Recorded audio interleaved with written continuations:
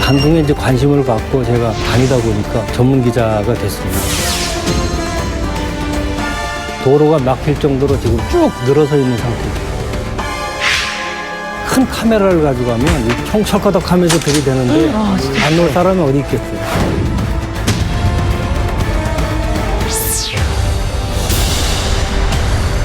혹시라도 북한의 김정은이 개발하고 있을지도 모르는 무서운 무기. 뭔가 새로운 것. 더러운 폭탄인데 조금 한자를 쓴다면은 어이, 이게 핵폭탄이네. 똑같네.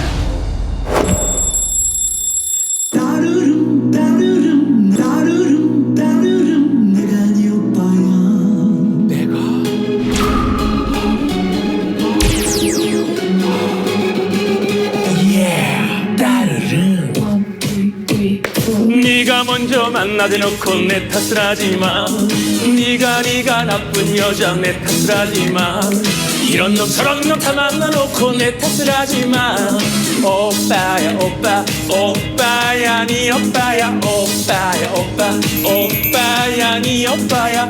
이런 놈 저런 놈 만나봤겠지. 즐거웠겠지만 너를 사랑해 사랑해.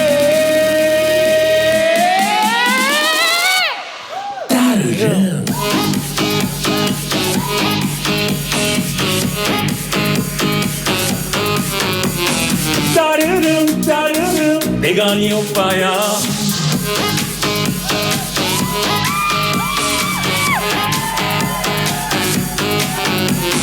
따르릉 따르릉 내가 네 오빠야. 오오빠빠 내가 네 오빠야. 오오빠빠 내가 네 오빠야. 네 오빠야.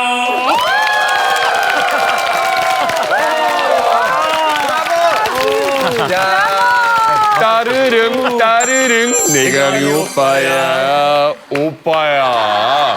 자, 우리 동남아 순회 공연을 마치고 1년 만에 돌아온 우리의 따바리 에너지 넘치는 최고의 가수로 돌아온 김영철.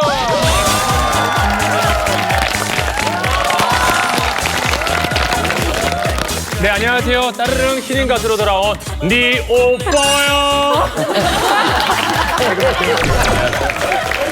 이만갑이 많이 그리우셨나 봐요. 김정은 머리랑 굉장히 비슷하네요. 마이크 머리 스타일이었는데.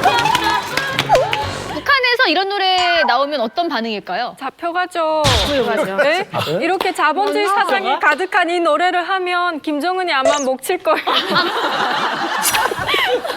네, 저는 이 노래를 딱 들었는데 현장에서 빨리 노래방 가고 싶다는 생각이 들어요. 노래방을 가고 싶어요. 네. 오. 이만갑에서도 즉석 댄스 오디션을 한번 보도록 네. 하겠습니다. 오늘 함께 하실 분들 앞으로 나와주세요.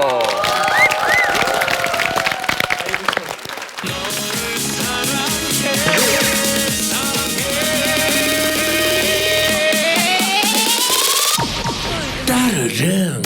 오, 지현이.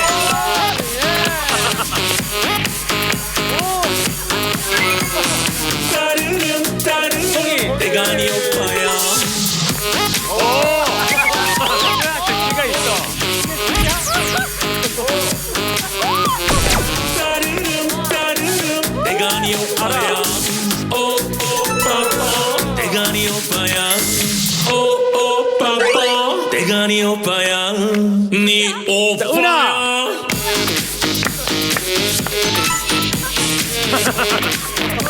을 한번 봤어. 을 한번 봤어. 왜 이래?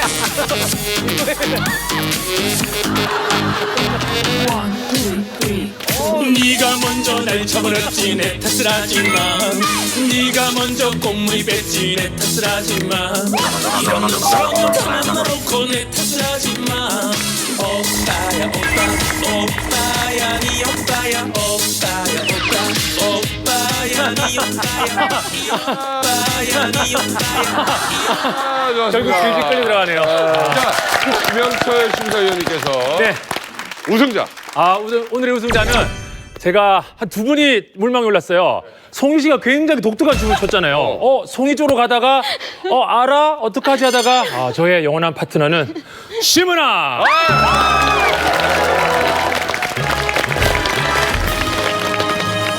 자, 우리 은하 씨에게는 우리 김영철 씨와 함께 1년 동안 댄서로 일할 수 있는 기회를 드립니다. 네, 축하드립니다. 네, 우리 김영철 씨 따르릉 이제 뭐 다 외워버렸네요. 네, 다 외웠어요. 예, 네. 김영철 씨만큼 또 반가운 얼굴이 또 있습니다. 며칠 동안 이분 어디 갔나 했는데 우리 송죽 씨 열렬히 환영합니다. 그동안 어디가 있었던 겁니까? 취직해서 일하느라고 영 바빴습니다. 취직을 하셨어요? 네. 아니, 어디에 취직하셨나요? 쭈꾸미하고 코다리 하는 식당이에요. 쭈꾸미하고 코다리 하는 식당이에요. 코다리. 코다리? 네. 야, 이거 뭔가 조합이 야, 이거 묘한데요? 식당에서 직원을 받는다 해서 그래 그 쭈꾸미 집에 갔단 말입니다. 가니까 나 그래서 사모님이 저를 먼저 알아보시고 방송에 나온 여자라고 그럼 막 친구들이랑 데려가서 소개시켜주면 아니 근데 북에서 워낙에 힘든 일을 많이 했지만 식당 일이 쉽지가 않은데 일 없습니까? 솔직히 한국에서 금방 일하니까나 그게 아주 물도 잘 맞지 않지 들어오고 일하다 보니까 솔직히 모두기도 힘들었단 말입니다. 그러니까 한 달 일하고 2달째 일하다 식당에서 쓰러졌댔습니다. 어떻게 그래 쓰러졌는데 우리 사장님이 막 병원 차로 불러서 막 아예 병원에다 막 데려다 주면 막 난리 번졌대다 말입니다. 그날에 영업을 다 못할 정도로. 어이구. 그다음에 사장님 각 병원에 들어갔다가 치료받고 나와서도 한 보름은 출근 못했습니다. 어이구야. 우리 사장님이 매일같이 전화하며 밥을 먹었냐 지금 뭘 하나 나와서 밥 먹어야지 밥을 해놓고 내 힘들어 못 가겠다. 너 나오기 전에 우리 밥 안 먹는다고 딱 뻗치기 있는다만 그럼 또 할 수 없이 식당 나가면 음식까지 해놓고 또 밥은 먹이고 하다 보니까 제 밥은 진짜 한 주일 동안 밥 못 먹었다만 밥 맛이 다 잃어서 근데 그 사장님 덕분에 밥 맛을 다 얻어서 그대로 지금까지 입었어요. 우선 안 잘리고 네. 오히려 더 챙겨주고 네. 이야, 그 사장님이 여기 와 계십니다. 네. 네, 모시겠습니다.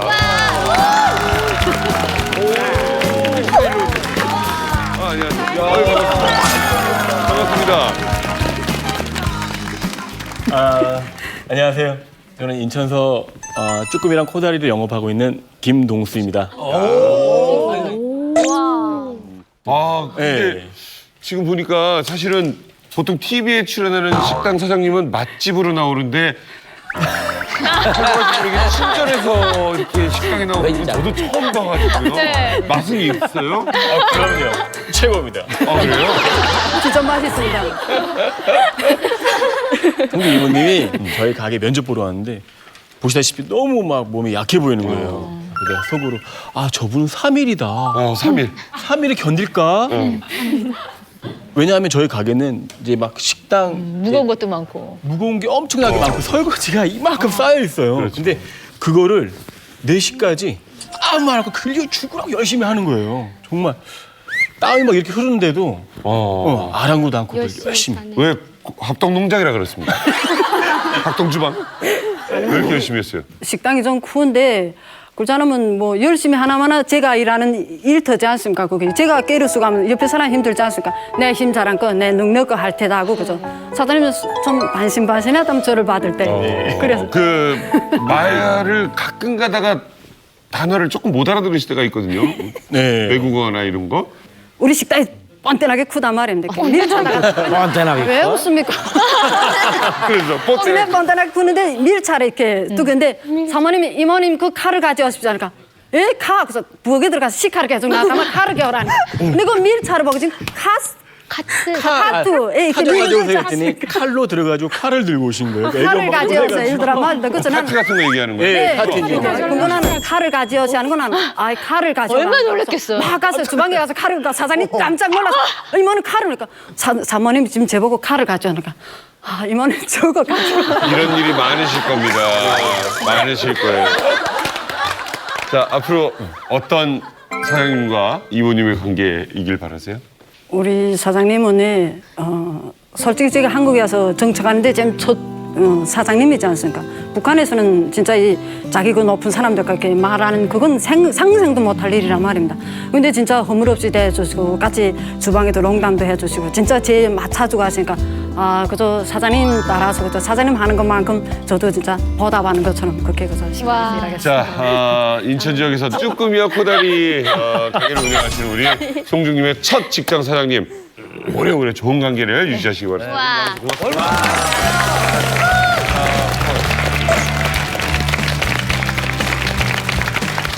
예, 오늘 반가운 손님이 아주 가득한 이만갑입니다. 오늘도 이만갑을 찾아준 새로운 탈북미녀가 있습니다. 이분은요, 김정일이 탄 열차를 호위했던 철도 경비대 여군입니다. 태영주 씨 나와주세요.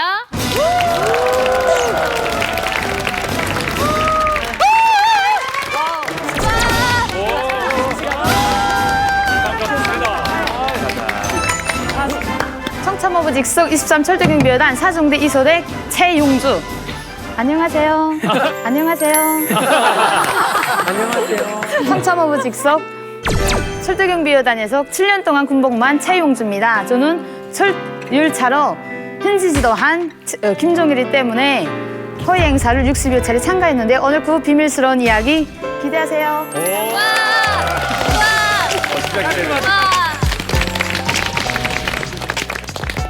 네, 영주 씨 반갑습니다. 예, 저는 근데 철도 경비대라는 말은 처음 들어보는데 북한의 기찻길 자꾸 훔쳐가니까 그런 거 지키는 군대인가요? 유리창 같은. 네. 저희는 일반 열차와 철길을 지키는 부대는 아니고요. 네. 김종일이가 탄 허위 일열차와 그 철길을 지키는 부대였어요. 그러니까 철도 가는 거를 같이 지키는 거야? 아니면 평소에 1호 열차를 지키는 거예요? 평소에 일열차 행사 발령이 떨어질 때가 있어요. 김종일이가 현지 지도 나가거나 현지 시찰 갈 때 그때마다 행사 발령을 받고 그때 쳐서 배치돼서 행사를 하는 그런 부대에 있었습니다. 그러면 그 기차를 같이 타서 이렇게 보호를 해주시는 그런 건가요? 건 아니고요. 기차 지나갈 때 옆에서 호위하는 역할을. 기차를 호위할 수 있어요? 그렇게 기차 빠른데? 지나갈 때 철길 대상물 조건으로 거기 배치돼서 물론 우리도 하고 있지만 우리 인접에는 거의 뭐 어천국이나 다 그 기차 옆에 다 서 있거든요. 기차길 옆에. 그 잠깐 지나가는 것 때문에. 네. 아니 근데 지금 뭐 1호 행사라면 김 부자가 참석하는 그런 행사 아니겠습니까? 그죠? 네, 그렇습니다. 제가 오랜만에 이렇게 나오긴 했는데 임영선 대표님 맞습니까? 1호 행사면 김 부자 행사 맞죠? 그렇죠. 지금 얘기하는 1호 행사라는 게 이제 김일성, 김정일이 이제 참여하는 행사인데, 근데 이제 그 철길을 지나가야 되니까 그 안전을 보호하기 위해서 지역 보안성, 그러니까 안전원들이죠. 이제 뭐 철길 뭐 이런 걸 다 안전을 검사하고 열차가 지나갈 때 그 한 100m 간격으로 한 놈씩 다 서 있는 거예요. 그 일을 한 거예요, 지금. 겨울에도 비 와도? 비가 오나 눈이 오나 바람이 오나. 그러면 저 1호 열차 말고 또 2호 열차, 3호 열차도 있어요? 그런 건 없고요. 한 번 열차가 지나갈 때마다 편성표가 돼 있거든요. 뭐 2대, 뭐 석 대 이렇게. 그럴 때마다 이렇게 한 대에는 김종일이가 탔다면, 그러니까 석 대 중에 하나 어느 차에 탄지 모르거든요, 우리도. 근데 그 석대가 편성표를 이렇게 몇 분 간격으로 나가는 거 있거든요. 그럼 그 기차의 세대에 김정일이 어느 차에 탄지 모르면 나머지 차에는 일반 사람이 탈 수 있나요? 아니, 일반 사람은 안 타고요. 그게 김종일하고 동행하는 허위성원들이나 아니면 김종일이 승용차 이런 게 같이 따라서 이렇게 나가는 거예요. 육전에 도착하면 그 승용차로 부대까지 들어간다 이렇게 돼 있거든요. 김정일이 온다고 하잖아요. 그러면은 그 몇 시부터 몇 시까지는 저거 이제 장모님이 지나가신다고 아예 마을을 개미 한 마리도 못 나게 해요. 개미는 나오지 않을까? 그러면 기차 타고 가면 오는데 사람들 다 나오지 마. 그러면은 호위대뿐만 있는 거잖아요. 호위대만. 그럼 김정일을 직접 본 적 있어요? 아, 당연히 있죠. 당연히 있죠. 대박! 제가 군사복무 7년 기간 60차를 했지만 뭐 매번 볼 수는 없고요. 예, 일요일 저는 어차피 커튼이나 이거 창문을 다 내리고 지나가기 때문에 보지 못해요, 그렇게. 근데 김종일가 러시아 방문하고 들어올 때 김종일가 커튼을 치고 내리고 우리한테 선 흔들어주더라고요. 와. 그때는 이 세상을 다 가진 것 같았고. 아니 그러면 그렇지. 기차는 굉장히 플랫폼에 가까웠을 때 이렇게 사람이 보일 것 같은데 기차가 엄청 빠른데 안에서 손 흔드는 게 보일 정도면 기차가 빠르진 않나 봐요. 그렇게 빨리 지나가다가 김종일이가 천천히 가 하면 천천히 가고 그러니까 지나가는 속도가 매번마다 틀리거든요. 아, 정말요? 기차 말이 한 번이야. 손 날릴 거야. 갈 때마다 말도 안 해. 선 흔들거든요. 선 흔들면 보여요. 근데 그때 애들도 있고 다 있어요. 그나저나 영주 씨, 네. 그 1호 행사할 때마다 그 동네 지나가는 주민이 다 뭐 돌까지 심지어 닦고 뭐 저렇게 막 너무 힘들게 고생한다 그러는데 맞습니까? 저희도 당연히 힘들었습니다.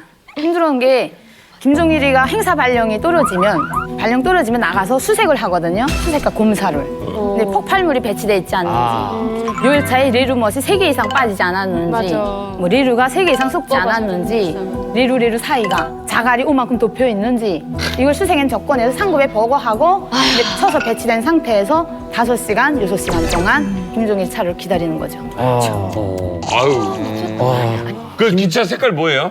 파란색이에요. 네? 파란색인데 내연기관차로 나가고 있습니다. 전기기관차가 아니라 내연기관차로, 그러니까 기름으로 타는, 지금으로 말하면 이게 전기로 나가는 기차가 전기는 못 갈 수도 있으니까 그러니까 그냥 내연으로 해서. 내연에서 쫙 나가는 거죠. 일반 주민들 거는 전기기관차거든요. 가다소고 하는데 전기가 없으니까. 그 아까 김정일이 탄 열차를 경비하셨잖아요. 네. 그러려면 사실 훈련도 엄청 빡셌을 것 같아요. 보통 훈련은 아니었을 것 같은데 영주 씨는 어떤 훈련을 받으셨어요? 김종일이가 야 오늘 5시까지 뭐 어디에 배치되라 이게 아니라 네. 100% 암호화 비밀로 돼 있습니다.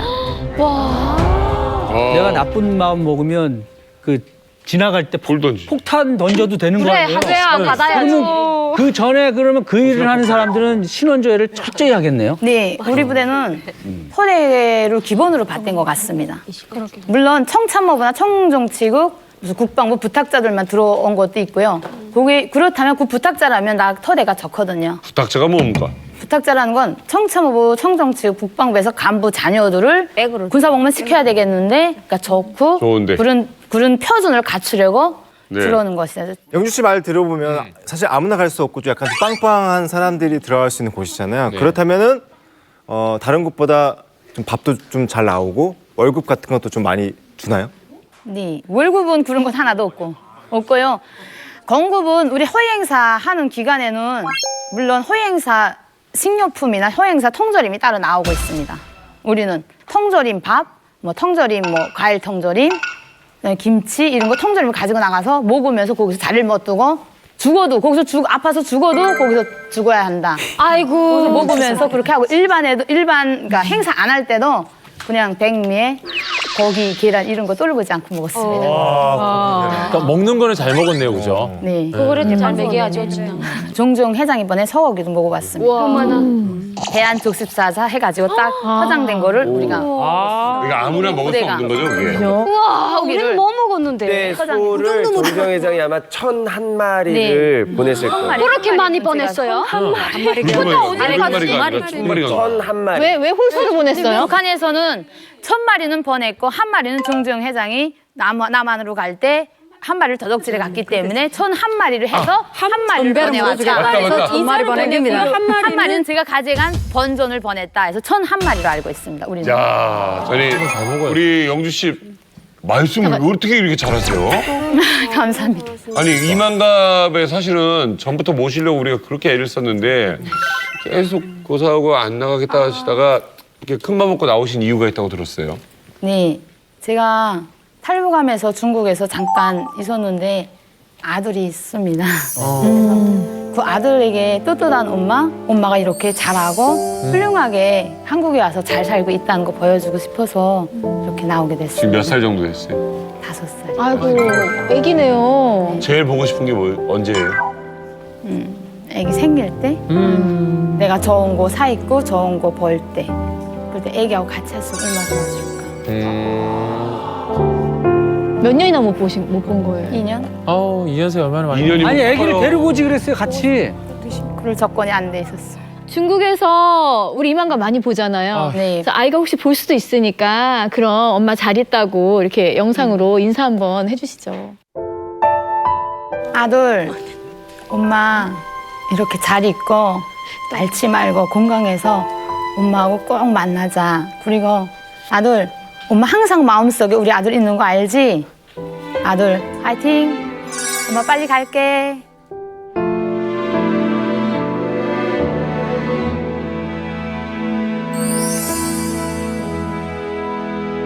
영주 씨, 네, 밝은 기운이 있으세요.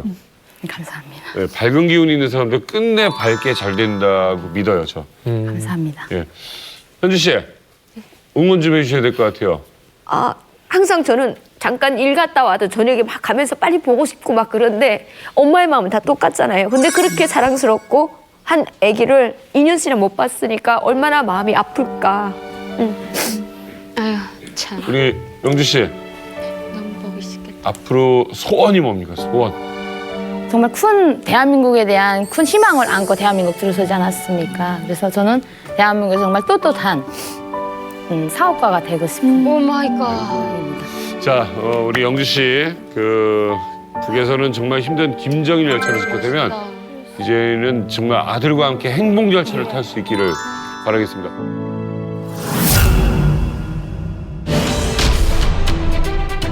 뭔가 새롭네. 더러운 폭탄인데 이게 폭탄이네. 똑같네. 흥남 앞바다로 가가지고 무리하게 실험을 했죠. 강행하는 것이죠. 이 사람들이 갔다 온 다음에 뭐 두통에다 관절통, 기억상실 뭐 이런 것들, 그러니까 영락없이 그 방사선 피해를 입은 것처럼. 네, 오직 이만갑에서만 들을 수 있는 놀라운 북한 이야기. 오늘의 주제는요, 특별히 우리 이소연 씨가 브리핑으로 준비하셨습니다. 이소연 씨 나와주세요.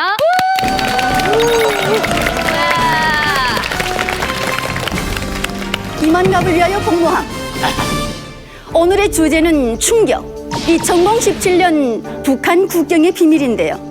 북한 국경의 비밀을 알아보기 전에 꼭 짚고 넘어가야 할 북한 국경 상식을 저 이소연이 쉽고 간단하게 알려드리겠습니다.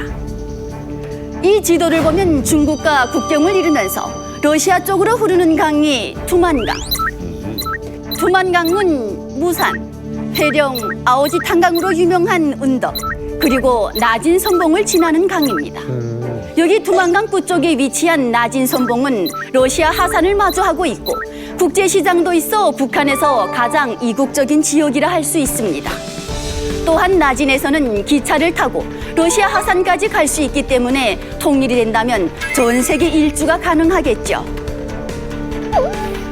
이번엔 중국과 국경을 이루는 압록강에 대해서 알려드리겠습니다. 압록강은 한국에서 가장 긴 강으로 해산, 김종수읍, 만포, 신의주를 거쳐 황해로 흘러듭니다. 여기서 주목! 우리에게 가장 친숙한 양강도 해산은 장백현이라고 알려진 창바이 조선족 자치연과 마주하고 있습니다. 맞지. 여기 압록강은 폭 최단 거리가 48m에 불과해 북한 주민들의 밀수가 가장 활발한 곳이며 탈북 또한 가장 많이 이루어지는 곳입니다. 다음 신의주. 신의주는 중국 단동을 맞이하고 있는데요. 이곳은 국경이 없다고 할 정도로 관광 유람선과 북한 무역상들이 자유롭게 오가는 곳입니다. 또한 신의주는 평양과 가장 가까운 경제 특구로서 중국 단동을 통해 물자를 수입하고 있어 무역의 메카라고 할 수 있습니다. 이제 북한의 국경에 대해서 좀 아시겠습니까? 네. 지금부터 더욱 놀라운 북한 국경의 비밀이 공개되니 기대해 주십시오. 이상 이소연이었습니다.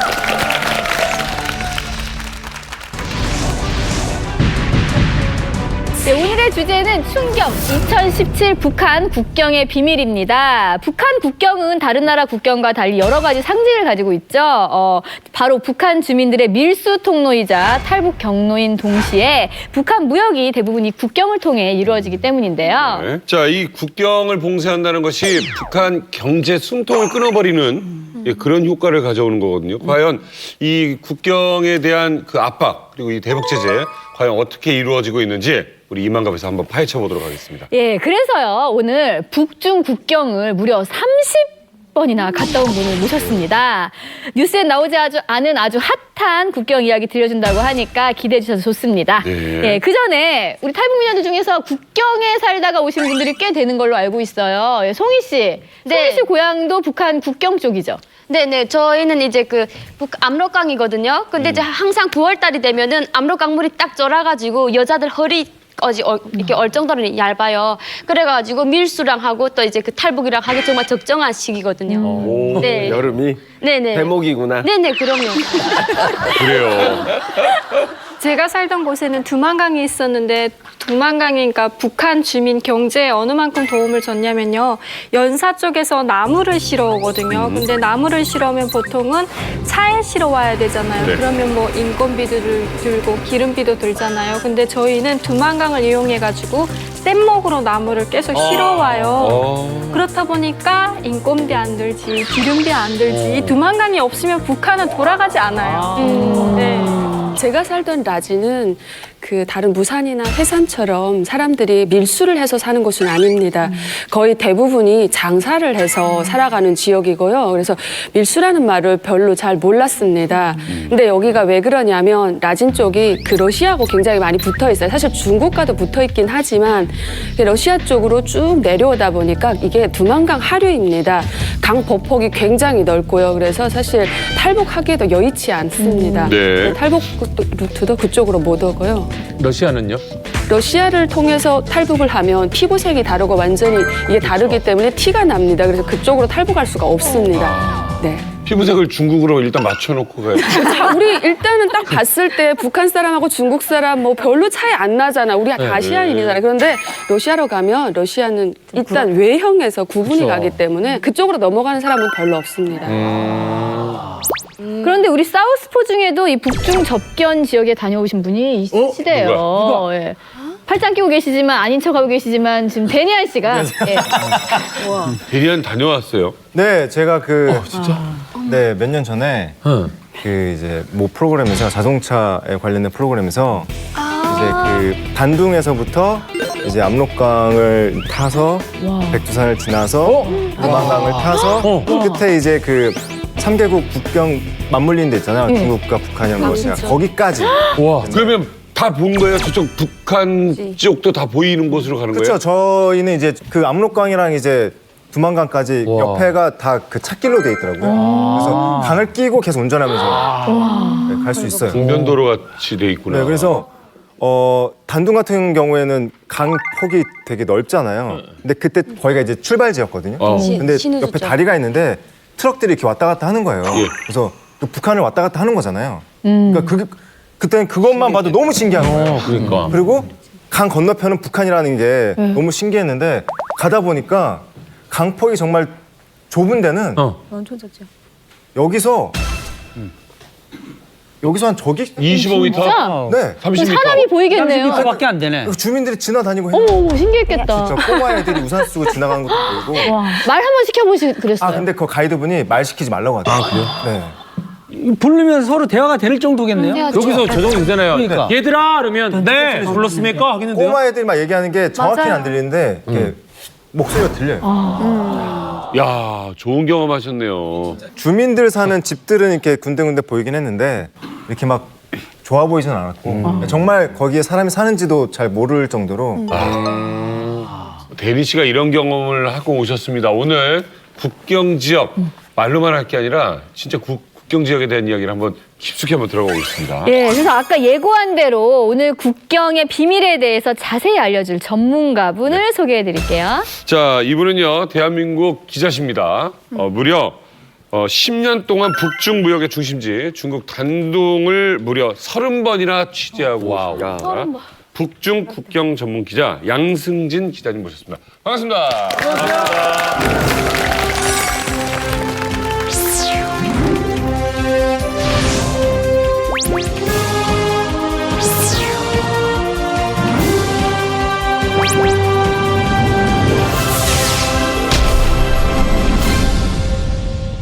저희가 양승진 기자님께서 단둥 취재한 사진을 이렇게 주제별로 묶어서 영상으로 준비해봤습니다. 첫 번째 주제 공개해주세요. 북중 국경으로 드나드는 물자를 막아 북한 경제의 숨통을 끊어버리는 대북 제재. 오늘 이만갑 르포에선 대북 제재의 현실을 알 수 있는 곳. 북중 국경의 민낯을 샅샅이 파헤쳐본다. 압록강을 사이에 두고 북한과 마주보고 있는 중국 단둥. 북중 무역의 80%가 이곳을 통해 이루어지는 만큼 단둥은 중국에서 작은 북한이라 불린다. 신의주와 중국 단둥을 잇는 압록강 철교엔 대북 제재로 북중 무역이 대부분 끊겼다는 뉴스와 달리 북한으로 드나드는 차로 가득했다. 강력한 대북 제재 중에도 반전과 변화로 활기를 띠고 있는 북중 접경 지역 단둥. 이곳에 숨겨진 비밀들을 파헤쳐보자.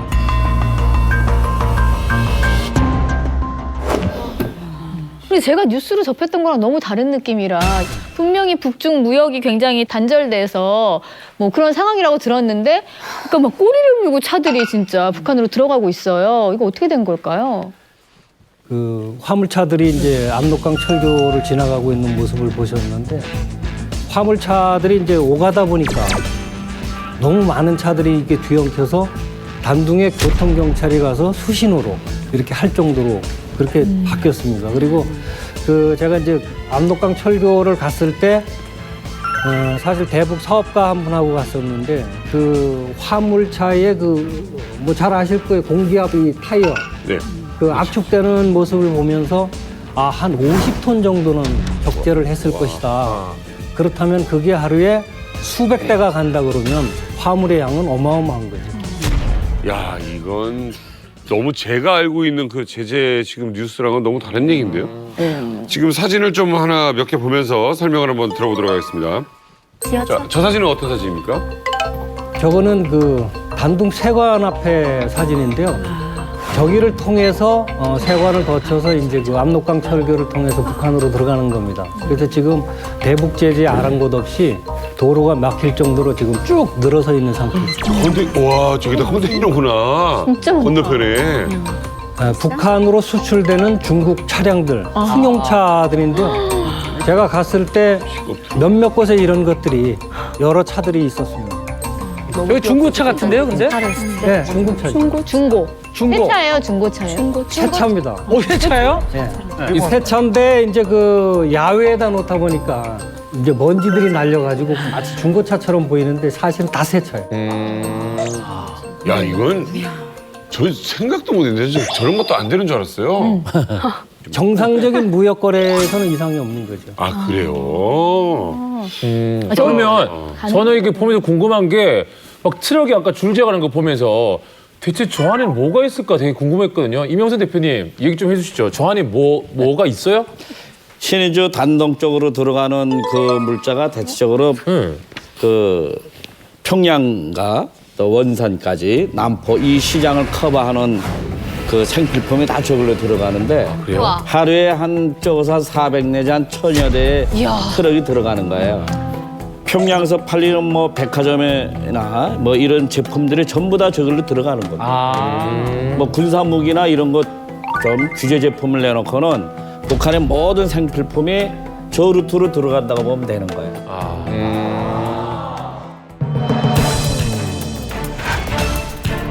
북한 김정은의 중요한 외화벌이 수단이었던 해외 북한 식당은 대북 제재를 받고 있을까? 중국 단둥 시내엔 대북 제재를 피해 새로운 방법으로 문을 연 해외 북한 식당이 한창 성업 중이었다. 한국 손님도 거리낌 없이 받고 층마다 다양한 서비스를 제공하고 있는데 이곳엔 어떤 내막이 있을까? 자, 양승진 기자님. 예. 요즘 분위기 어떻습니까, 북한 식당? 안동수산이라는 곳인데요. 그 1층부터 4층까지 이렇게 돼 있습니다. 근데 1층은 드러그스토어 형태로 해서 남북한 화장품이 같이 이렇게 있고요. 그리고 또 한국산 주류도 북한산 주류하고 같이 있고, 그리고 2층은 그 북한 식당이 완전히 이제 들어가서 있고, 3층에는 이제 찜질방이 있는데 얼마예요? 최신식 찜질방이래요. 안 가신 거 아니죠? 네. 아니 아까부터 자꾸 사진에 건물 사진 나오면 저한테 가봤냐고? 있어? 저거 봤어? 아니 저기 되게 큰 도시니까 그걸 내가 어떻게 기억하냐 건물을. 안 가봤네 계속. 저는 왜냐면 왜 대냐는 물어봤냐면 저 다 봤어. 근데 대리가 그러더라고요. 형 생각으로 보면 되게 크대요. 네, 그 작은 도시가 아니에요. 나 다보고인 줄 알았어. 내가 건물을 어떻게 다 기억해. 너무 크다 담도.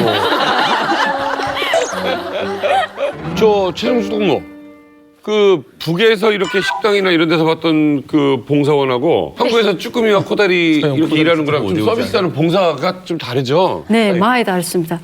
저도 북한에서 이렇게 식당 했지 않습니까? 식당 할 때 보니까 우리는 손님들 들어와도 그저 들어오는 거보다 하고 그 사람 들어와서 식사하고 나가면 갔다 또 오시오. 그저 그게 보통 인사란 말이에요. 또 오십시오. 이건 보통 인사입니다. 근데 한국에 쭉 들어오니까 식당에서 사장님으로부터 그 알바생들 직원들이 다 어서 오십시오. 다 인사. 그 인사를 하는데 난 인사하기 너무 부끄러워서 해먹 가서 그래 어쩌다 어서 오시면 부끄러워서 막 이래.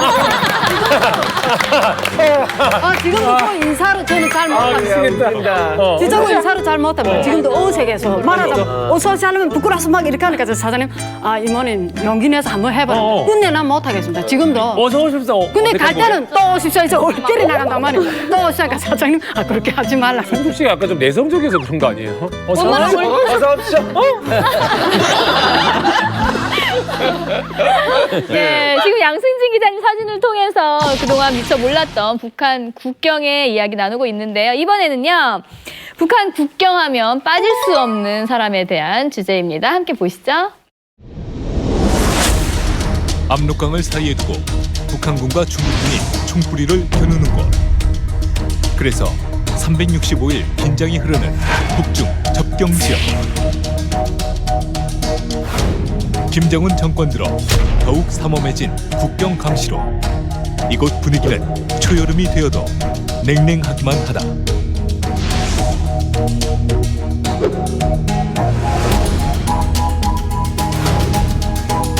이곳 북중 접경 지역은 이미 초소들로 빽빽하지만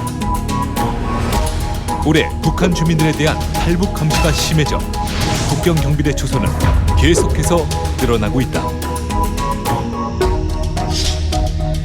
압록강 국경 지역의 동태를 살피는 국경 경비대. 17세 어린 소년들이 밤낮 없이 경비를 서고 있는 모습이 보인다. 국경 쪽으로 카메라만 들이대도 경계 신호를 보내는 북한 국경 경비대. 압록강 넘어 중국 단동에서 본 그들의 하루는 어떤 모습일까?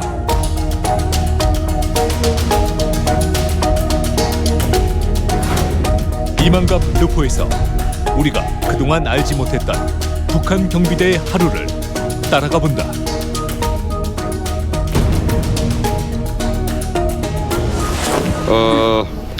자, 국경 경비대 사진이나 영상은 여러분들 많이 보셨을 텐데 우리 양 기장님이 직접 찍은 사진은 지금 너무 가까워서 이거 직접 내가 앞에서 보는 느낌이에요. 저 찍을 때 위험하지는 않나요? 위험하죠. 총 철거덕하면서 들이대는데 안 놓을 사람이 어디 있겠어요. 어떨 때는 뭐 나무 뒤에 혼비백산으로 뭐 숨기도 하고 그러는데 사실은 그 중국인들 관광객들하고 같이 있고 그리고 이제 관광을 갔기 때문에 실제로 그 사람들이 우리한테 총은 못 쏘죠. 단 한 번도 뭐 총 쐈다는 소리 못 들었죠. 쏘면 난리 나죠? 뭐 난리뿐만이 아니죠. 그렇죠. 그래서 이제 그 사람들한테 이 큰 카메라를 가져가면 일단 위협이 됩니다. 제가 보여드리겠습니다. 네. 아유, 이거 그거는 좀 간첩이 가져고 갈 만한 카메라인데. 이게 아이돌 이제 팬들이 갖고 다니는 그 대포 카메라 같은 거 아니에요? 이게 예전에 쓰던 카메라고요. 그 사람들이 이걸 보면은 막 놀래요. 그래서 안 되겠다 싶어서 작은 걸로 바꿨습니다. 관광객으로 그냥 보이려고. 근데 사실은 성능이 이게 훨씬 더 좋습니다. 다행이다. 바꾸신 거 자랑하시는 것 같은데.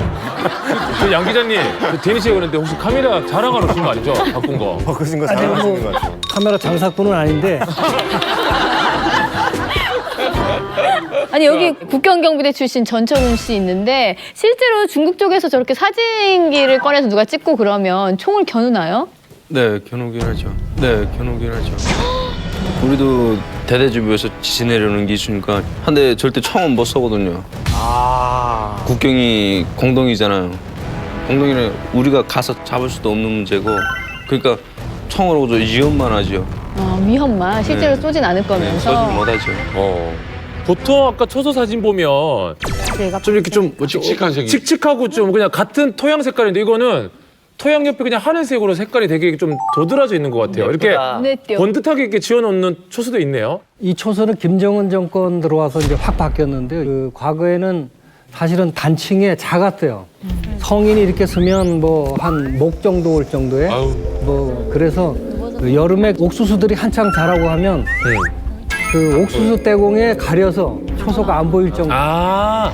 그래서 김정은 정권 들어서면서 여기는 우리 국경이다.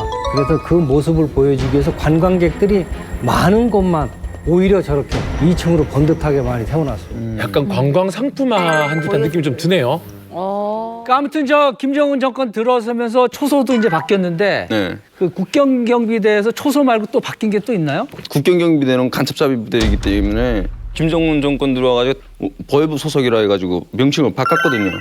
했는데 국가 보혜부로 넘어가면서 모든 게 다 중단됐어요. 공급이. 위에서 80%는 대줘요. 근데 20%는 소대서 해결해서 하라니까 그맞자 그렇게 하려면 군인들 근무 시간을 줄이는 수밖에 없단 말이야. 소대서는. 뭐 솔직히 하루에 근무를 8시간 재워야 되는데 평균 2시간. 그것도 근무 나가서 걸리게 되면 2시간도 안 자요. 아유. 하루에 2시간밖에 안 잔다고 그런 얘기 들었는데 그래서 그런지 이런 사진이 찍힙니다.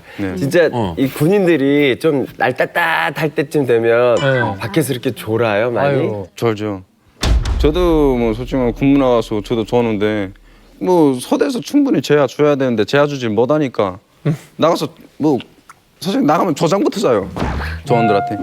근무 서라. 누가 올라오면 깨워라. 하고서 딱 자면 자다가 있나면 조원이 옆에 와서 같이 자요. 그래요?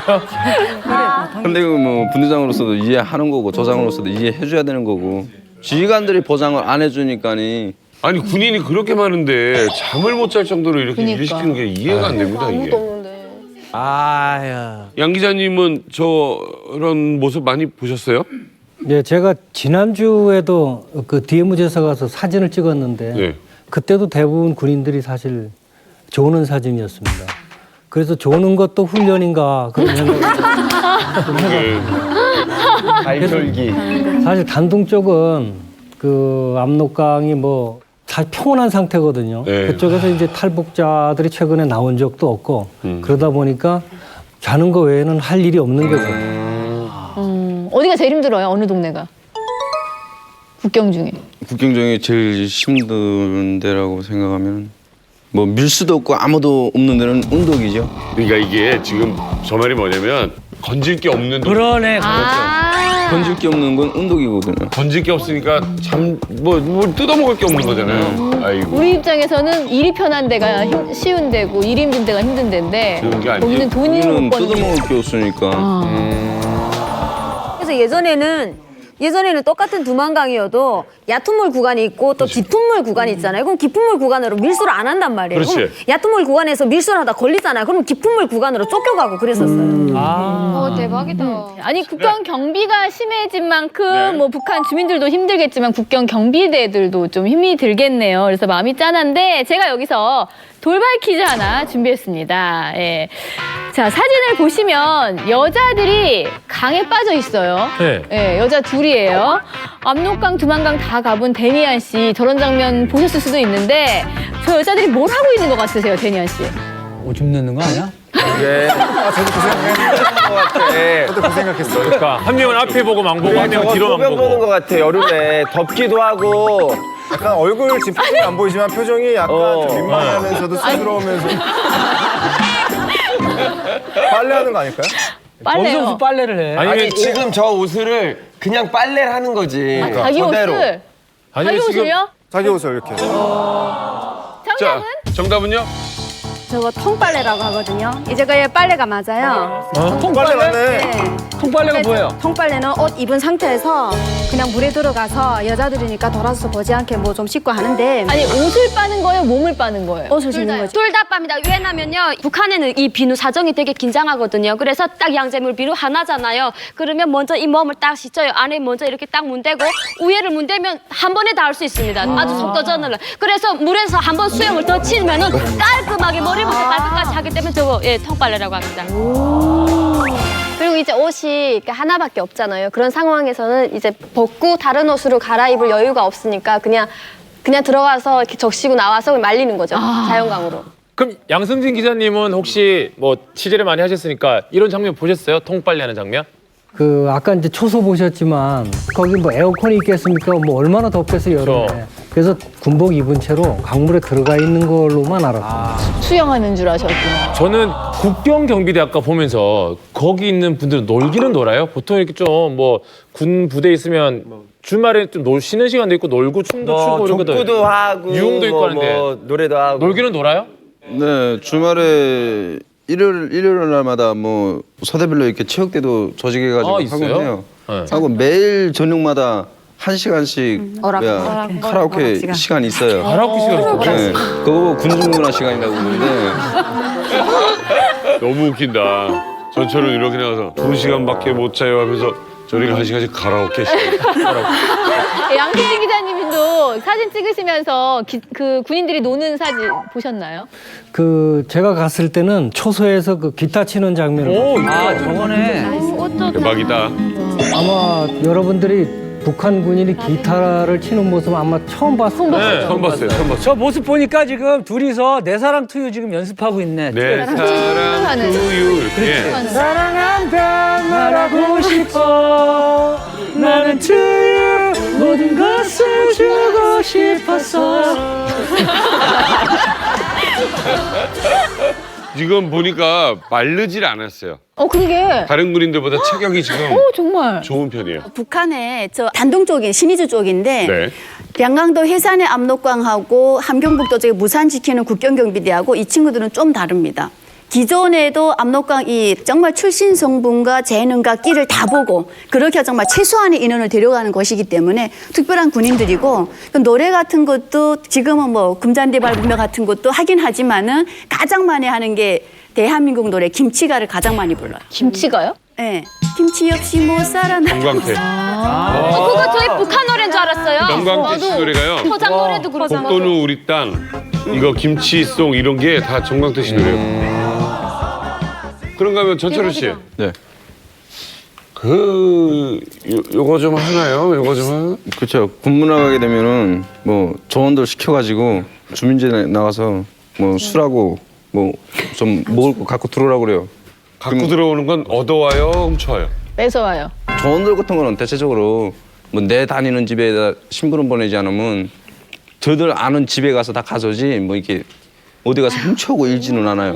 어머니랑 같이 그 이제 밀수를 도왔던 경비대들이 저희 집에 자주 왔었는데 남의 집이 아니에요. 들어오면 바로 식장문부터 열거든요. 그리고 식장 안에 반찬 있잖아요.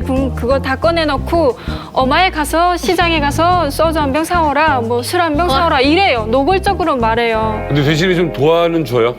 엄청난 도움을 주죠. 밀수를 그 사람들이 망을 봐주지 않으면 못하거든요. 그리고 그래요. 아까 그 경비처소 있잖아요. 제가 하나 폭로하자면 경비처소가 사실 도강하는 사람도 잡고 간첩도 잡기 위해서 마을마다 세워놨거든요. 네. 약간 3평 정도 될까 말까 하는데 이게 효과가 없어요.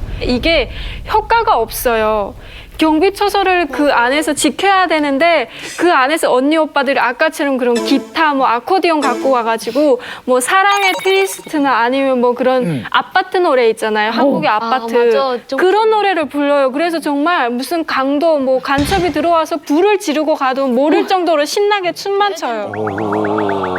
저희 그 압록강 국경 경비대 그 경비원들과 또 이제 우리 북한 그 압록강 국경 예선에서 사는 주민들은 뗄래야 뗄 수 없는 가족입니다. 밉던 겁던 알맞아야 되고요. 아, 경비대랑? 네, 그리고 저런 분들은 특히 이렇게 들어가자마자 엄마 밥 없어? 오늘 뭐 먹었어? 그냥 이렇게 물어보는 게 일상이거든요. 아니, 바로 이 동생.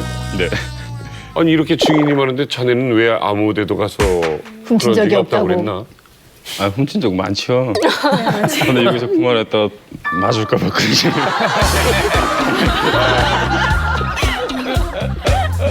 요 사진 보면 참 재밌는데요. 네. 일반인들은 왜 옷을 입고 있는데 군인들이 팬티만 입고 있어요. 근데 팬티도 색이 달라. 한 사람은 사각인데 한 사람은 삼각. 이게 그러니까 사제 팬티 같아. 너 고무줄이 약하네. 홍희 씨 이런 모습 봤어요? 좀 남사스럽지만. 엄청 많아요. 특히 우리 그 압록강에는 이제 저런 북한 경비대 군대들이 이제 하는데 저는 저분들이 지금 저렇게 입고 있잖아요. 어느 분이 무수가 어느 분이 뭐 하는지도 알아요. 팬티 색깔마다 달라요. 왜냐면 중국 팬티 정도 입었으면은 만약에 뭐 분대장이라던가 부소대장 되고 저런 팬티 입은 거는 전사들이에요. 네. 아니, 근데 머리를 왜 저렇게 했어요, 최룡 씨? 머리는 근무 설 때 아군하고 싸우잖아요. 싸우게 되면 이 머리털 잡히니까 그래서 머리털을 빡빡 밀어가지고 저도 지금 머리 빡빡 깎잖아요. 저 여기 와서까지도 머리 몇 킬로 써요. 조금만 길면 답답해가지고 불편하지. 막 불편해요 이 머리가. 서른 씨, 이렇게 본인이 직접 일하던 국경 경비대원들을 이렇게 사진으로 보니까 기분이 어떤가요? 사진으로 보니까 저도 경비대 땐 저랬는가 하는 생각 들고요. 지금 생각해보면 제가 뭐 여기 한 거 처지만 잘 왔다고도 생각되고요. 아우 진짜 사진 진짜 한번 행복하다고 생각해요. 사진 한번 구해봤으면 좋겠다. 혹시 철원 씨 사진 가지고 있는 분 제보 받겠습니다. 보고 싶다. 양 기자님한테 있을 수도 있지 않나요? 찾아보면. 그렇죠. 10년을 찍으셨으니까. 네. 그러니까. 뭐 어느 초소였다고만 얘기하면 제가 찾아보려고. 아니 기자님 몇 장이나 가지고 계실까요 사진? 제가 한 10만 장, 한 10만 장. 대단하다. 있겠다 그럼 있겠어. 그러니까 옛날 인화 방식이 아니라 디지털이 나오고 나서는 더 보관이 좋으니까. 한 번 가면은 보통 2,000장 이상. 우와 대박이다. 기자님의 작품들 한번 다 보고 싶네요. 예. 처음에 이제 뭐 보도 사진이지만 오늘 이게 역사가 되고 또 기록이 됐으니까. 네. 자 이번에는요 우리 홍서범 씨가 또 미니 퀴즈를 준비하셨습니다. 자 정말 재밌는 퀴즈를 제가 준비했어요. 미니 퀴즈. 중국 단둥에 가서 이명선은 한국 마트에서 김일성 배지를 달고 네모 사는 북한 사람을 보고 놀랐다. 뭘 보고 놀랐을까? 이명선 대표가. 정답. 네. 한국 라면. 그게 뭐에 놀래요? 북한에 베니안. 밀수안 놀랐어. 뭐 얼른 생각나는 거. 라면도 그렇던데. 태블릿 PC. 그건 놀랄만한 게 아니지. 내가 힌트를 드릴게요. 아 정답. 네.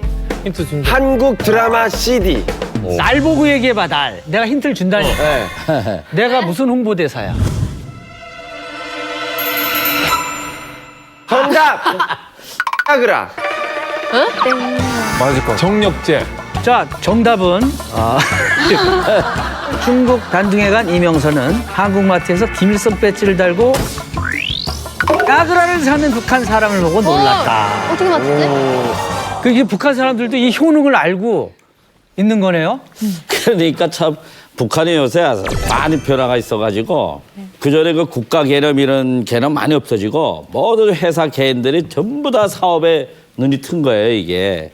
그래서 회사마다 막 경쟁을 하는데 내가 가만 보건데 아마 사랑 사업도 많이 발전한 것 같아요. 네, 그러니까 이제 제가 이제 단동에 우리 사업체가 있다고 하니까 이제 자주 나가 보면 이제 그 한국마을로 마트도 있고 뭐 특허도 이렇게 쭉 있는데 거기 와가지고 한국 상품들도 이렇게 사고 믹스커피도 사고 막 하는데 종력제 이런 데 상당히 이제 관심을 가지고 그걸 사는 거예요.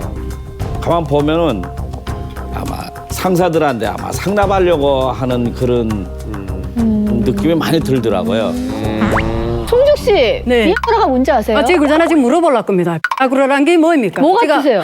아까 있으니까 대기실에서 그래란 말라서 제가 무서우니까 소연이가 말하니까 소연이가 언니 정말 모르나니까 약가 대주는 게 진통이 오고 머리 두통이 올 때 먹는 약이라서 그러면 오늘 내가 물어봐 약 효능을 알아가지고 내 먹어야 되겠다. 내 머리 두통이 나중에 따로 제가 가르쳐드릴게요. 네, 양 기자님도 저런 장면 보신 적 있으신가요? 예, 북한 사람들이 이제 대형 마트나 이런 데 오면 한국산 홍산 제품이나 아그라 뭐 이런 것들을 사는데 올 때 사실은 배지를 달고 오면 좀 보기가 그러니까 보통은 이제 이렇게 외투나 겉옷을 살짝 걸치고 들어갑니다. 배지 안 보이게. 네. 그리고 이제 그 사람들이 거기 와서 살 정도면 북한에서는 그래도 살 만큼 사는 사람들이라 우리가 서울에서 뭐 슈퍼마켓 가서 뭘 사듯이 뭐 아무 거리낌 없고 여기하고 사는 건 똑같습니다 거의. 그러니까 중국 그 지금 단동 지역에 보면 호텔 들어가면 70%가 이 북한 사람들입니다. 아유 무서워. 아침 식사하러 이제 호텔 그 식당에 가면 다 같이 그냥 뭐 한국 사람, 남한 사람 다 모여서 같이 식사를 해요. 그러면서 좀 인상이 좋아 보이고 하는 사람들하고는 간단한 인사도 하고 뭐 평양에서 왔어요. 서울에서 왔습니까? 뭐 이렇게 얘기도 하고. 아니 임 대표님은 아니 진짜 무슨 용기로 그렇게 그러게. 거기를 가서 그렇게. 그러니까 지금 일반 사람들이 생각하는 거 달리 제가 그 지금 그 단동이나 심양 뭐 우리 저쪽에 그 가면은 조선족들은 거의 다 알아봐요 저를. 와. 식당에서 서비스 많이 받습니다. 이만큼 나를. 오, 스타구나 완전. 거기는 지금 단동은 그 자그마한 통일 지역이에요 현재. 예, 국경 경비대부터 북한 국경의 다양한 사람들의 이야기까지 이렇게 하고 있는데요. 이번에는요, 북한 국경에 살고 있는 주민들의 모습 한번 볼까 합니다. 화면 보여주세요.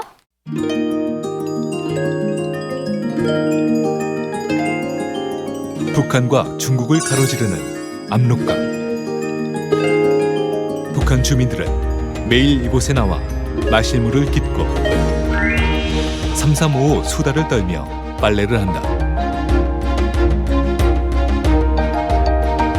고된 삶의 터전인 압록강과 중국 창바이현의 최단 거리는 48m. 매년 수백 명의 북한 주민은 이 짧은 구간을 건너다 생과 사의 갈림길에 선다.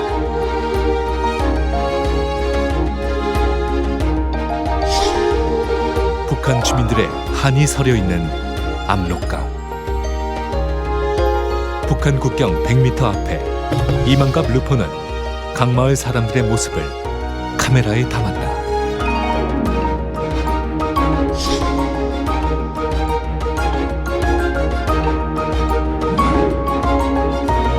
북한 주민들의 삶과 추억이 흐르는 압록강변. 이곳에서 북한 주민들의 일상을 만나본다. 네. 저도 참 한번 가봐야 되는데 이건 표정이 보일 정도 거리 아닙니까? 이 정도. 그렇죠. 48m. 기분이 어떠신가요? 유일하게 우리가 말이 통하는 곳이잖아요. 많은 얘기들을 하죠. 뭐 괜찮냐, 어떠냐 요새 뭐 그러면 그 사람들이 듣기는 다 듣는데 절대 말은 안 합니다. 사실 제가 그 국경 지역에 갔을 때 아까도 말씀드렸지만 이렇게 가까이에서 정말 가까이에서 아이들도 보고 어떤 아저씨는 자전거를 타고 지나가시다가 저희를 보고 한 손으로 이렇게 하셨어요. 이렇게 하고 다시 잡으셨는데 저희는 그게 이제 의견이 달랐거든요. 인사를 한 거다 우리한테 아니면 찍지 마라. 근데 그래서 저희는 말을 걸고 싶어도 걸지도 못하고 마음대로 이렇게 사진을 찍고 싶어서 찍지 못했거든요. 근데 기자님이 찍은 사진을 보면 아이들이 이렇게 포즈를 지금 취해주고 있는 것 같은 사진이에요. 이거는 뭐 명백한 포즈네요. 짜잔 이렇게. 예, 지금 이제 저 모습이 북한이 남한을 보는 모습을 그대로 투영한 건데요.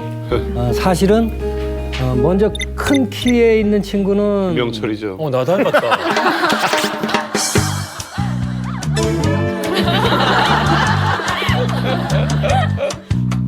먼저 큰 키에 있는 친구는 양손을 들고 똑같네. 반갑다고 인사하는 모습이고요. 가운데 있는 꼬마는 돌팔매질을 하고 있고요. 보기 싫다고. 맞아라 하고. 네, 그리고요. 그리고 이제 오른쪽에 세 번째 있는 꼬마는 팔뚝योग 아시죠? 뭐 이거나 먹으라 할 때. 그 모습입니다. 그래서 북한 사람들이 한국을 대하는 모습이 그대로 한 장면에 담지. 그래서 이제 유람선을 이렇게 타고 갈 때마다 저 꼬마들이 얼마나 많이 보겠대요.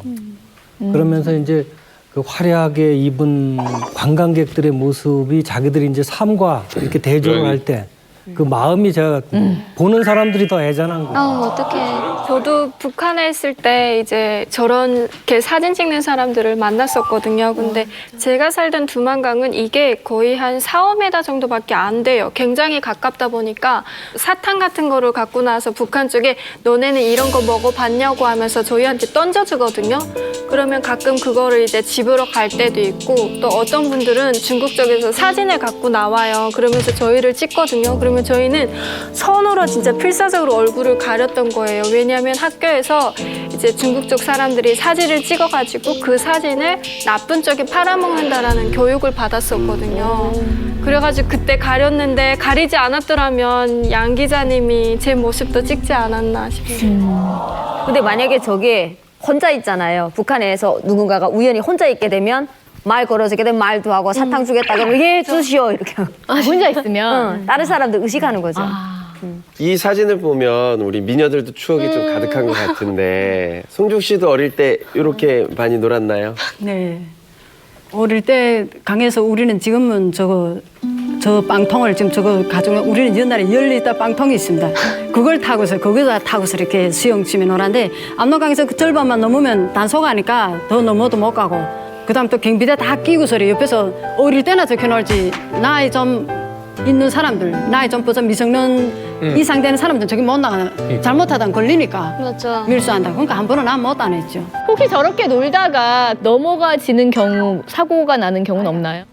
저렇게 지금 수영 치잖아요. 저랬다가도 이제 수영 쳐가지고 중국 쪽에 이제 그 수박밭이 같은 데 있어요. 그래가지고 몰래 가가지고 수박 이렇게 따오는 오빠들도 있었고, 예, 그랬어요. 저기 강변에서 먹고. 예, 도둑질해가지고 그래 다 넣어먹고, 그리고 다 말하지 말기 이렇게. 얘기하는 걸 가만 들어보니까 네. 오빠들하고 강가에서 많이 데이트를 했나 봐요. 들켰나요? 네. 저 때는 이제 그 오빠들이 북한은 왜 놀이동산이나 뭐 PC방 같은 게 없다 보니까 유일하게 두만강이 놀이터예요. 그래서 맞아.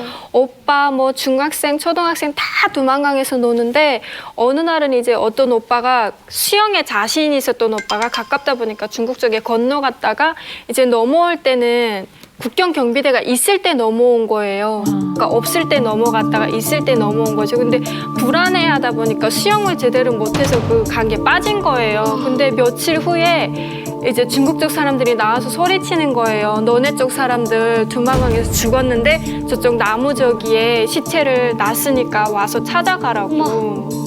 그래서 그 얘기를 듣고 그 사건이 있고 또 한동안 두만강 출입이 또 통제됐던 적이 있었어요. 사실 여기 계신 분들은 살기 위해서 그 강을 건너서 오신 거잖아요. 그런데 만에 하나 다시 한번 고향으로 한번 돌아갈 수 있다면 어디로 가고 싶으신가요? 저는 완전히 탈북하리라고 생각을 했던 길은 아닙니다. 겨울에 강이 얼 때 나오려고 했거든요. 그래서 먼저 알아보려고 사실 나왔던 길입니다.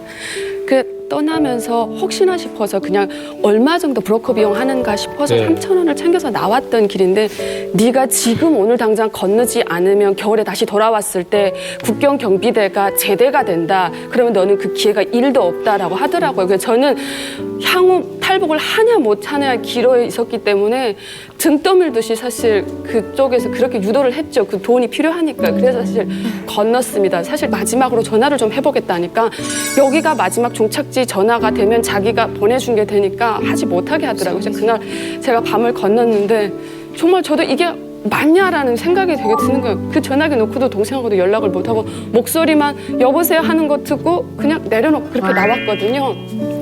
그래서 넘으면서 이 길이 내가 돌아올 수 있는 길이 되겠는지 마지막이라고 생각을 하면서도 너무 마음이 아팠습니다. 혼자만 이렇게 가는 게. 그래서 노래를 불렀습니다. 압록강의 노래라고.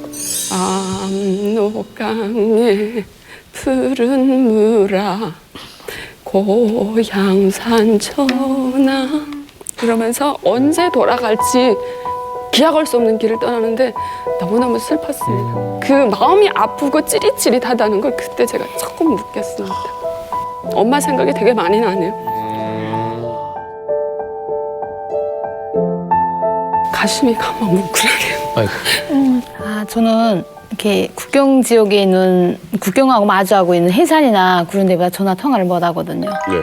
그래서 1년에, 2년에 한 번씩 하는데 며칠 전에 어머니한테 전화 온 거예요. 내 엄마가 전화하면서 나보고 엄마가 세상에서 하늘에 죄를 줘서 막내 딸 한 번도 못 보고 산다고. 엄마가 정말 죄 지었다고. 엄마가 죄송하다고. 미안하다고 하더라고요.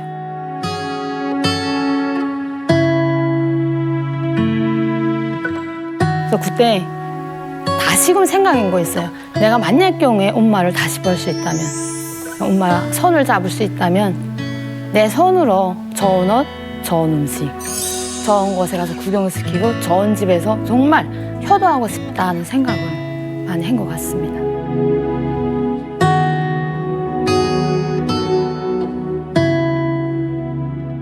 저는 일단 집에 아빠도 보고 싶고 제가 살던 일단 집과 마을, 동네 친구들 다 보고 싶어요. 남한에 와서는 그냥 좋을 줄만 알았는데 와서 사실 마음이 텅 빈 것 같았거든요.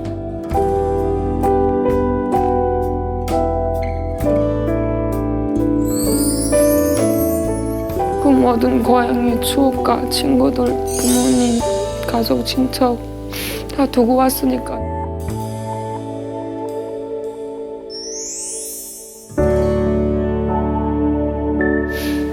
진짜로 한번 가보고 싶어요.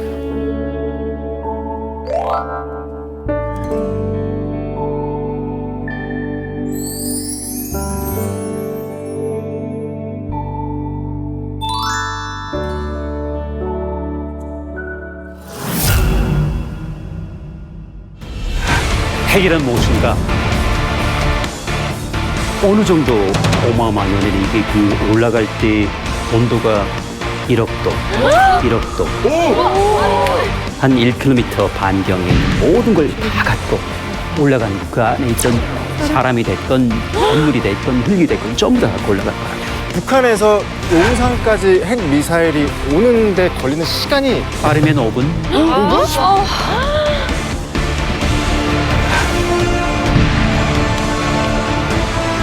북한 당국도 과학자들도 뭔가 새로운 것. 그게 바로 두통에다 관절통, 저 기억상실 이런 것들. 그러니까 영락없이 그 방사선 피해를 입은 것처럼. 거의 이게 핵폭탄이네. 똑같네. 오늘도 또 우리가 몰랐던 핵에 대해서 알려주시러 나오셨습니다. 안녕하세요, 교수님. 네. 지휘자시니까 지휘자. 교수님 지난번에 방송에 나가고 반응이 아주 폭발적이었거든요. 어느 날 밤인가 택시를 탔거든요. 네. 택시 탔는데 기사님이 가시다 말고 혹시 이만갑 교수님 아니세요? 어떡해요? 그래서 딴 건 모르는데 목소리가 기가 막히다는 거예요. 자화자찬인데. 그러니까 본인이 본인 자랑을. 아니 오늘 강의도 굉장히 기대되는데 오늘 인문 핵강의 2탄 어떤 내용인가요? 일단 지난번에는 조금 그 무시무시한 이야기 했잖아요. 근데 오늘도 조금 무시무시한 건 마찬가지인데요. 네.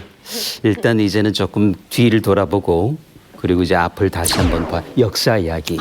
그리고 또 한 가지는 혹시라도 북한의 김정은이 개발하고 있을지도 모르는 무서운 무기. 핵무기는 아닐지라도 이게 분명히 있을 것 같다. 그래서 그걸 보고 그렇다고 우리가 가만 있을 수는 없잖아요. 네. 우리는 어떻게 될까? 이런 한번 고민해 보시는 시간이 필요하지 않나요? 그냥 우리가 무덤덤이 드는 핵 도대체 뭔지 그리고 또 핵이 가진 그 위험성은 또 어느 정도인지 우리가 최고의 교수님, 우리 서균열 교수님에게 차근차근 들어보도록 하겠습니다. 자, 인문 핵 강의입니다.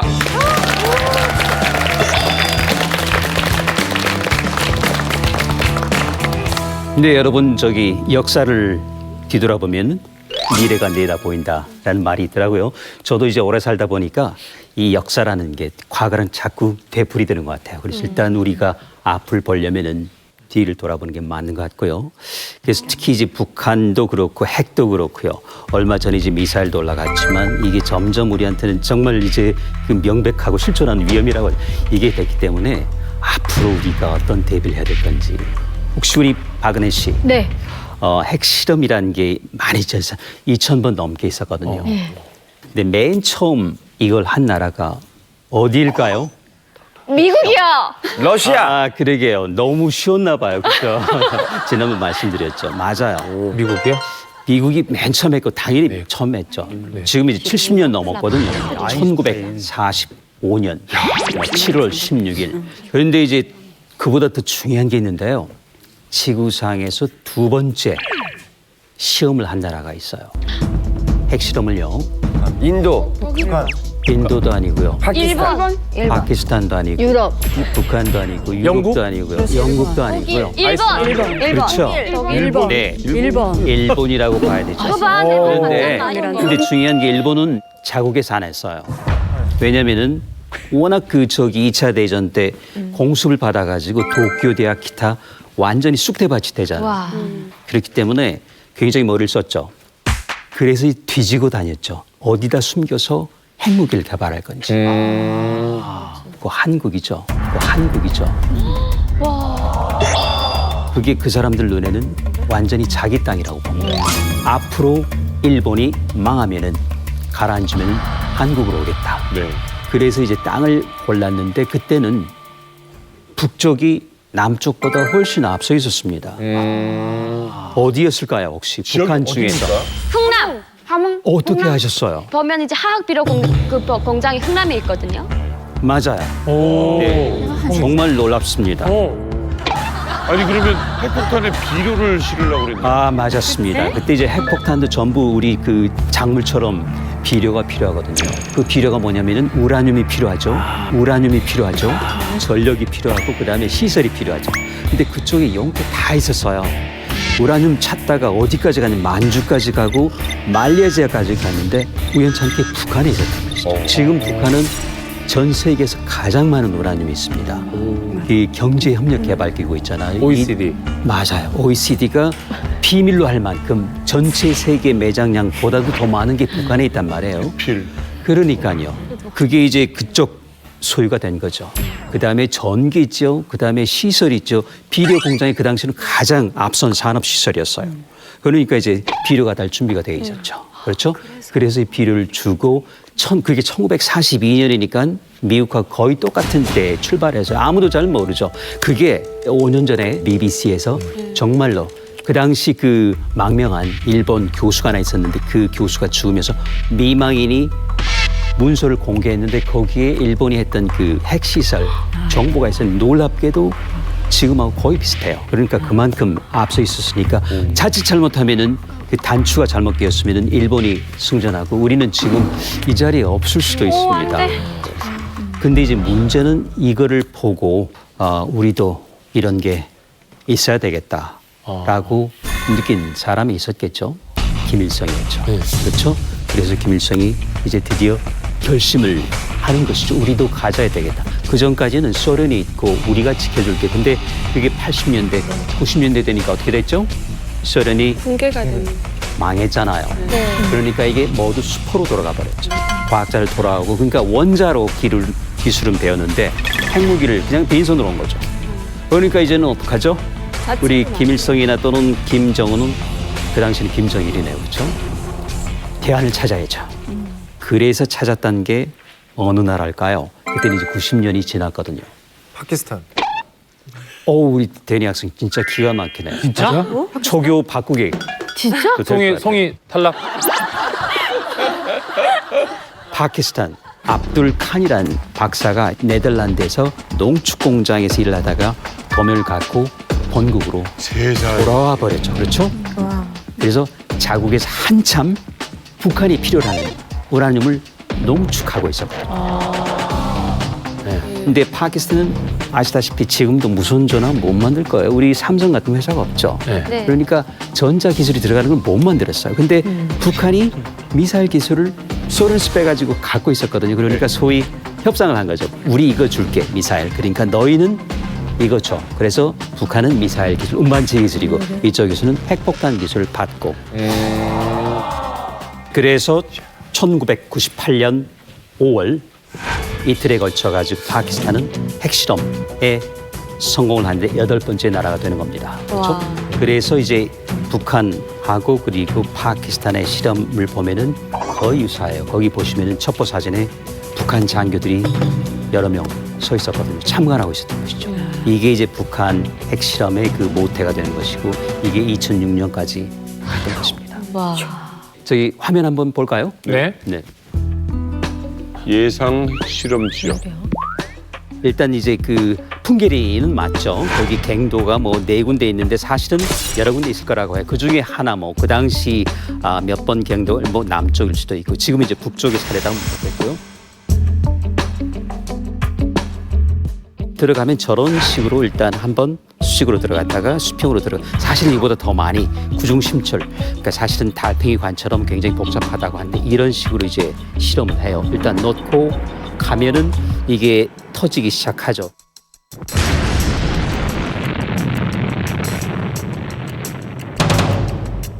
그러니까 파키스탄에서 보고 이제 굉장히 연습을 많이 했죠.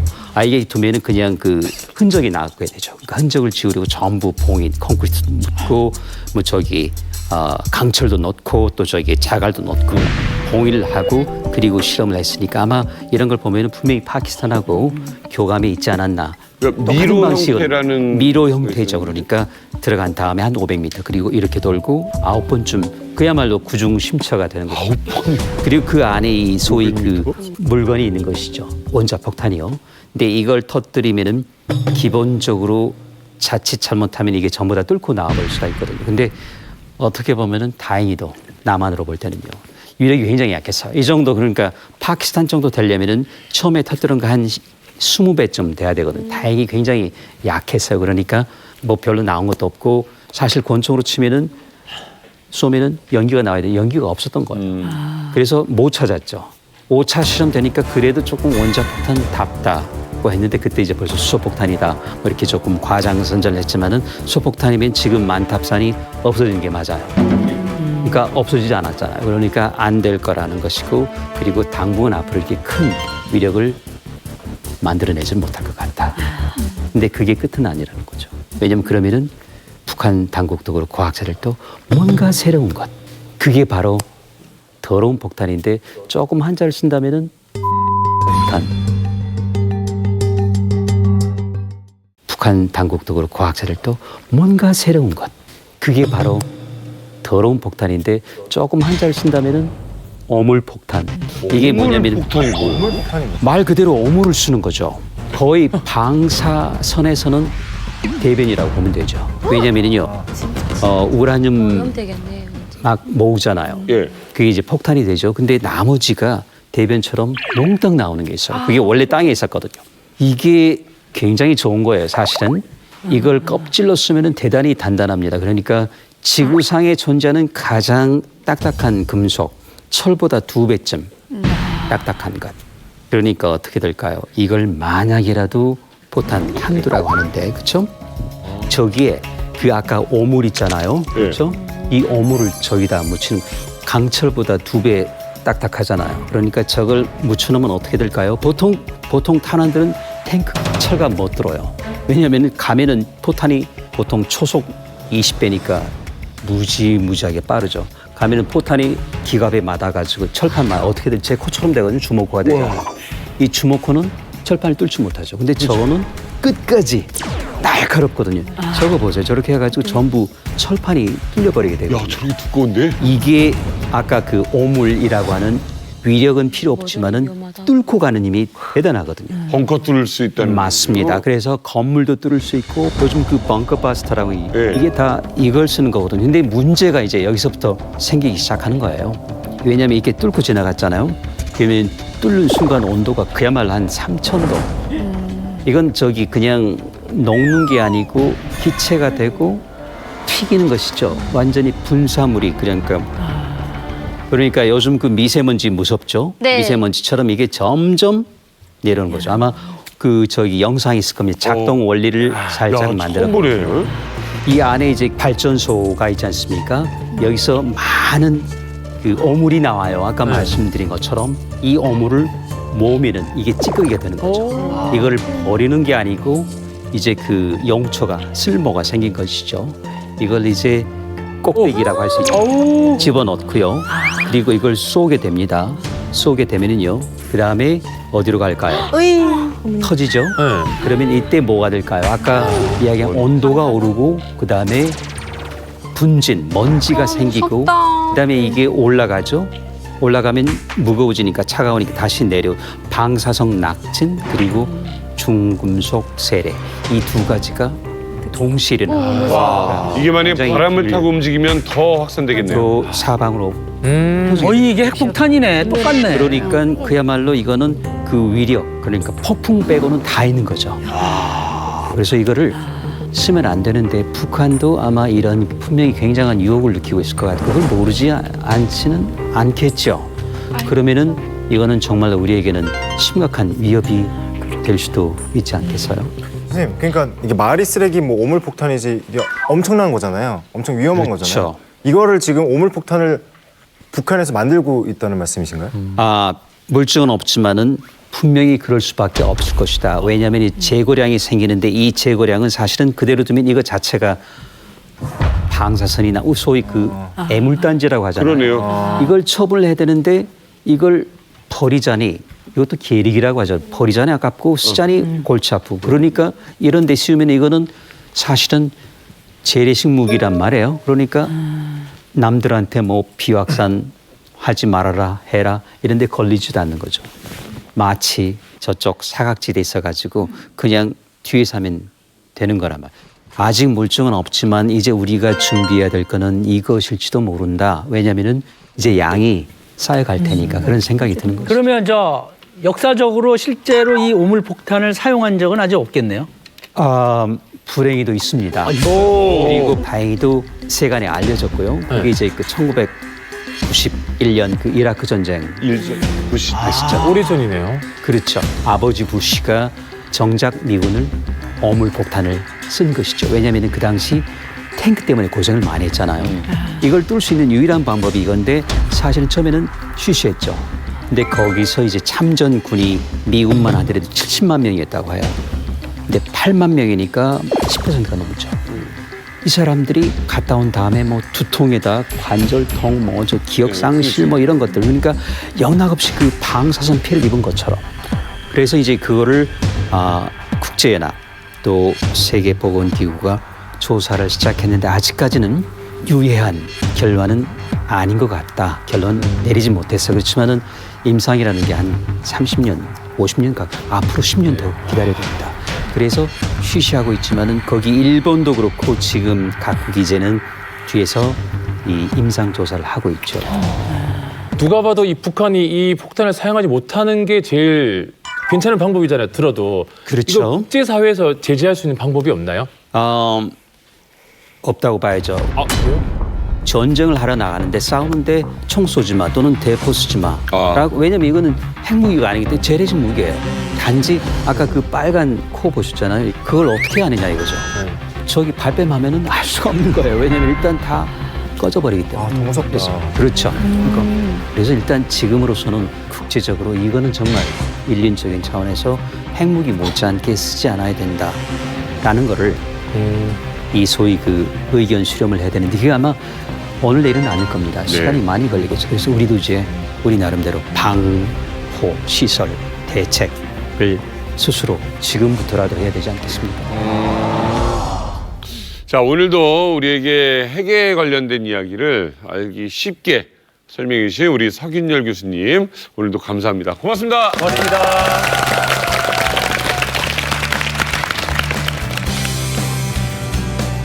여성 골반 근육 강화기 베리안에서 백화점 상품권을 드립니다.